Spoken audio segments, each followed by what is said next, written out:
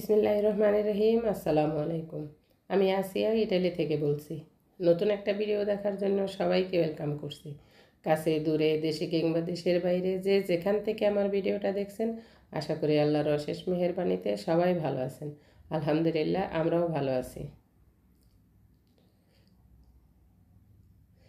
আজকে একটা বিরিয়ানির অর্ডার আছে, তাই আমি বিরিয়ানিটা রান্না করার জন্য গোশটাকে কুটে ধুয়ে পানি জড়া দিয়ে রেখেছি।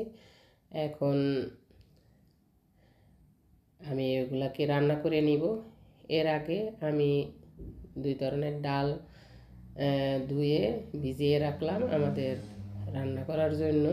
আর এখন আমাদের শাওয়াল মাসের 6 রোজা চলছে, তাই আমরা রোজা রেখেছি। ইফতারের আয়োজনও করব, সেটের জন্য রান্না করব। তা আমি সেটাও একসাথেই করে নিব, সব একসাথে গুছিয়ে নিচ্ছি।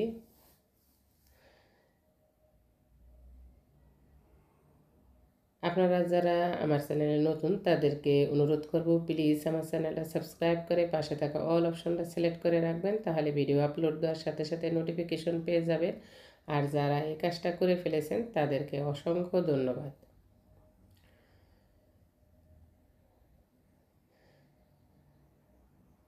দুই দিন আগে পাকা আম এনেছিল, আমগুলা ভালো ছিল না, কীরকম ভিতরে শক্ত হয়ে রয়েছে, খাওয়া যায় না।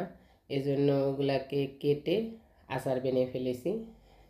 দাম দিয়ে আম এনেছে, এখন এগুলা খাওয়াও যাচ্ছে না, ফেলতেও মায়া লাগছে। তা আমগুলা ভিতরে পচেনি, কীরকম একটু শক্ত শক্ত হয়ে রয়েছে, যেটাকে আমাদের দেশে বলে জাম্বুরা হয়ে গেছে, এরকম একটা কথা বলে। তা আমি সেটাকে কেটে কিউব করে কেটে এটাকে ঝাল মিষ্টি আচার বানিয়ে নিয়েছি। এখানে 10 কেজি গরুর মাংস আর 6 কেজি চাল, এটা দিয়ে আজকে অর্ডার। অর্ডারে যা যা লাগবে আমি সব পরিমাণ মতো নিয়ে নিয়েছি। এখন সব মশলা একসাথে ভালোভাবে মেখে নিব।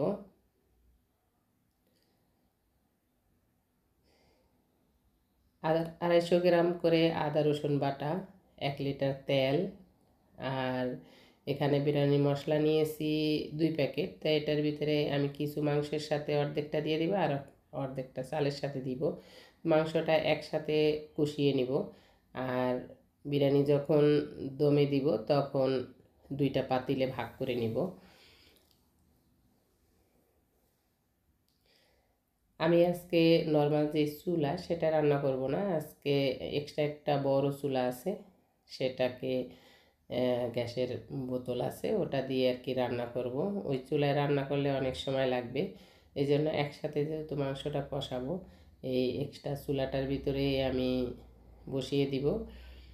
আর এখানে মাংসটা ঠিক এভাবেই কাটা ছিল, আর আমি আর কাটিনি, তবে অনেক চর্বি আছে, এজন্য আমি কিছুটা তেল কম দিয়েছি। 1 লিটার তেল লাগবে, তা আমি একটু কিছুটা কম দিয়ে এটাকে ভালোভাবে রান্না করে নিয়েছি। মাংসটার যে পানি বের হয়েছে এটা দিয়ে মাংসটা সিদ্ধ হয়ে গেছে। এখন এটাকে 2টা ভাগ করে নিব। 2টা ভাগ করে আমি 2 পাতিলে 3 কেজি 3 কেজি করে বিরিয়ানি রান্না করব। তা আমি প্রথম একটা বিরিয়ানি বসিয়ে দিব, চালটাকে বাটারের দিয়ে ভালোভাবে ভেজে নিব।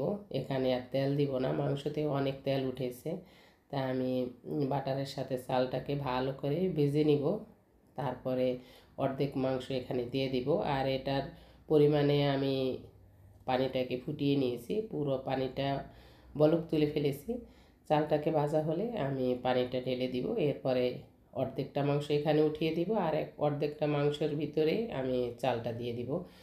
আর অন্য চুলায় আমার রান্না করা হচ্ছে। আমি এখানে আমাদের ঘরের জন্য আমরা বিরিয়ানি থাকবে, আমি এভাবেই রান্না করছি। তো এগুলাকে প্যাকেট করে দিতে হবে, 40টা প্যাকেট হবে। এটা লাঞ্চ প্যাকেটের যে প্যাকেটগুলা ওইগুলো আর কি, বড় মানুষের প্যাকেট, এজন্য একটু বড় করে করতে হবে। প্যাকেটগুলা সব আমি রেডি করে দিব, আর এগুলা ডেলিভারি আর বাবাই দিয়ে আসবে।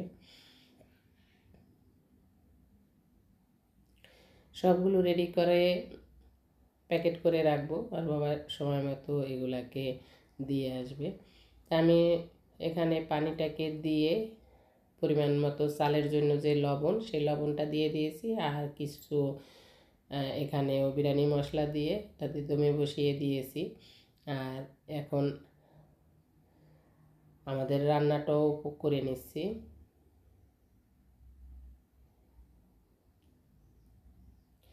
ঠিক সময় মতনই সব হয়ে যাবে। আমি দুইটা চুলাই একসাথে করছি, যাতে আমার নর্মাল যে চুলো সেটার ভিতরেও রান্না বসিয়েছি, আর এক্সট্রা চুলায় বিরিয়ানি রান্না করছি। আর এদিকে আবার পানিও গরম দিয়ে রেখেছি যাতে সমস্যা না হয়।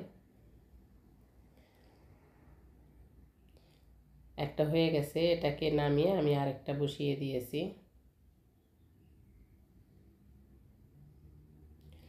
আজকের ভিডিওটার কোনো একটা মুহূর্তের কারণেও যদি ভালো লেগে যায় তাহলে একটা লাইক দিয়ে দিবেন। সবাই ভালো থাকবেন, আমাদের জন্য দোয়া করবেন। আল্লাহ হাফেজ, আসসালামু আলাইকুম।